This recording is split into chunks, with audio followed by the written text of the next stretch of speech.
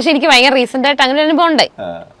അതങ്ങനെയൊന്നുമില്ല, ഒരു ദുബായിൽ എന്തോ ഒരു ഇനോഗ്രേഷൻ.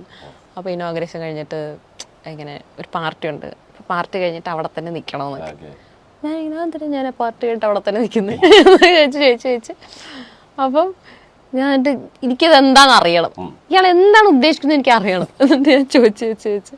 അവസാനം അയാൾ പറഞ്ഞു, ഇതായിരുന്നു നമ്മുടെ MD-ക്ക് അനാർക്കലി ഒന്ന് താല്പര്യമുണ്ട്, അപ്പൊ അവിടെ നിൽക്കുകയാണെങ്കിൽ പേയ്മെന്റ് ഒന്നും ഒരു പ്രശ്നമേ അല്ല.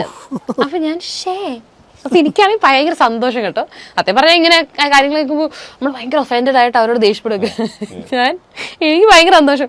അയ്യോ അവസാനം ആരെങ്കിലും എന്നോട് ചോദിച്ചല്ലോ.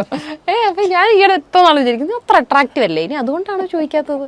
എനിക്കിപ്പോ 10 കാശ് തരാൻ ആർക്കും താല്പര്യം അല്ല. ഞാൻ പറഞ്ഞു ഇല്ല കേട്ടോ, താല്പര്യമില്ല. പിന്നെ പക്ഷെ എന്നോട് ഇത് താല്പര്യം ഉണ്ടാവാൻ ചാൻസ് ഉള്ള മറ്റ് സെലിബ്രിറ്റീസ് അറിയുന്നു.